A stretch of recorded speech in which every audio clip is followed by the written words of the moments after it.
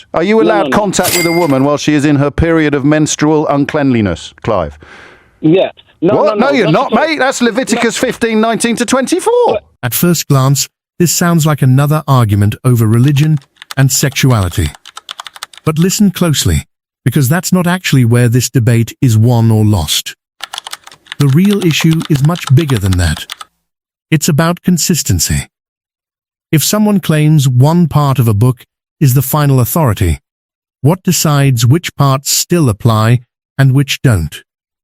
That's the simple question at the heart of this conversation, and as you'll hear, getting a straight answer proves far more difficult than asking the question itself. Pay attention to how a Christian who has heard a verse he doesn't like starts claiming that James O'Brien has taken the Bible out of context. You're blaspheming. Not at all. Well, mate, you just are. You just like the bit that hurts the gays, but you're happy to ignore the rest of it. Why do you think that is? Can I say to you, No, James, you can answer my quickly, question. Why do you pick the bit out of all of these books that discriminates against homosexuals, but you ignore all of the rest of it? We're taking things out of context. God has given the mandate, the outline for a biblical marriage, and that is for man and woman. If there are two men and they say that they love God, that's fine. They can do what they want. But they should not come and tell and dictate to Christians how they should live their life. And even But they are Christians. No, what do I say? But you're dictating to those Christians how they should live their life. No. Yeah, you are. The Bible is the authority and the rules. God is the authority and the rules. And how does he communicate to us then? Well, he sent Jesus, who told us to ignore the Old Testament. No, he didn't. Yes, he did. Oh, please, James. Gay people having blessings in church, how are they going to get hurt? Because if the church condones what they're doing, they're not sticking to the mandate. But the church does condone it. Yes. No. What? Do you not understand what I'm saying? No, I haven't got a clue. I think that makes two of us. So the church does condone. The Archbishop of Canterbury and the Synod have just said that it's fine. Right. Okay. So what I'm saying is.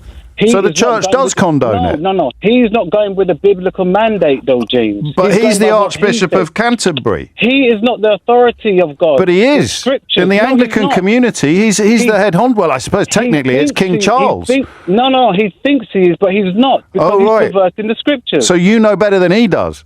No, I don't know. The scriptures knows. Which scriptures? This is what it is. The Bible. Which bit? From Genesis to Revelation, all is truth. God's revelation to mankind. But that never says anything about homosexuality. Are you being real? In the book of Leviticus, in the book of Deuteronomy, it talks about men laying with men. But Leviticus also talks about burning a bull on the altar as a sacrifice because the odor would please the Lord. Oh. And it says you can sell your daughter into slavery, doesn't it, in Exodus? Okay, then. So what was the first mandate that God gave to mankind? What was the first thing he said? I'm afraid I'm going to pull you back to Leviticus and Exodus, mate, because you just cited them. Do you still think it's okay to sell your daughter into slavery? No, not at all. Well, why are you picking and choosing then? No. It's about what God has set in order. That's Exodus 21:7, mate. You know that as well as I do. Yeah. It is okay to sell your daughter into slavery. What would be a fair price, do you think, in this day and age? No. James, what we've got to understand, I said, you've got to get things in its context. I am. The context is the book of Exodus and the book of Leviticus, which you just cited as your justification for what I describe as homophobia. So I'm just wondering why you pick that bit and yet you ignore the other bits. Are you allowed contact with a woman while she is in her period of menstrual uncleanliness, Clive? Yeah. No, you're not, mate. That's Leviticus 15:19 to 24. Again, James, you are taking things out of context. No, I'm reading it out of the Bible. You want to bring it back to men and men. I'm bringing it back to Leviticus, which is what you just told me to do. So how can you tell whether or not a woman is in her period of menstrual uncleanliness? Okay, all right then. So how close to it are you allowed to be? Sure, okay. James, okay then. So you're going to have to answer some of my questions at least at one point. So let's start with the slavery. Is it okay to sell my daughter into slavery? This is the moment where the discussion moves from abstract beliefs to practical consequences. It's one thing to quote an ancient text. It's another to explain the principle you're using to separate one instruction from another. Listen carefully now. The question isn't whether every passage should be followed literally. It's whether the standard being applied stays the same all the way through.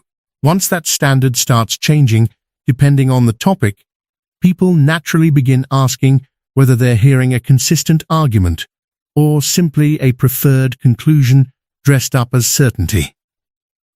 The next few exchanges might make you want to stop and wipe tears from your eyes. No, it's not. But it says in Leviticus that it is, Exodus that it is. No, this was what mankind was doing because there was situation and circumstance. But mankind was also lying with man, and you said that was bad. Yeah, absolutely. So why is that bad, but selling a daughter into slavery is not acceptable? What we have to get back is to God's ideal. No, mate, what you have to do is tell me how I can tell which bits of the Old Testament you think we should... Can I give you an example? No, you can answer my questions. No, yes, I'm going to. No, I said no. Give an example. No, you can't give me an example. You need to tell me which bits of Leviticus you choose to obey and which bits you don't. That was never God's plan. Yeah, God you're still just going to talk. You can't answer any of these questions. Yeah, but I'm giving you a context here, so you can understand. Right.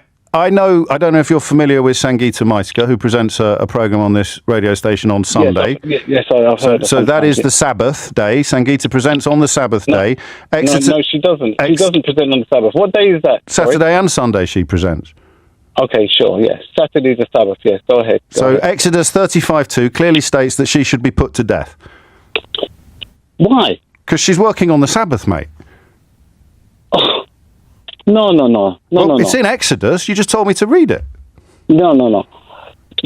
I didn't tell you to read Exodus. You told me to. You just said Genesis to Revelation.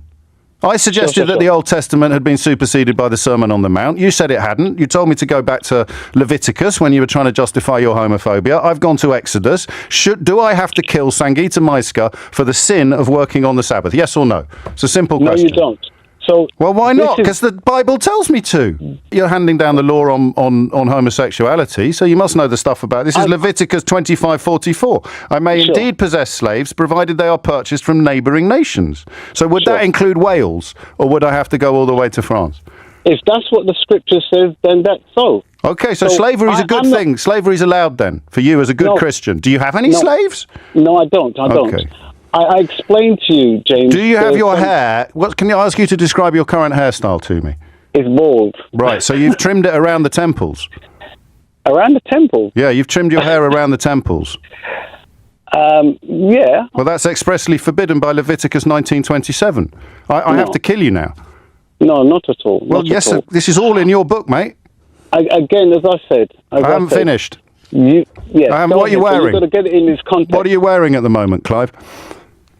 I'm wearing one robe with all one thread. And what colour? No, you're not, though, are you? Because even you know how hypocritical you're sounding now, because you're not allowed to wear two different kinds of thread. No. You're blaspheming.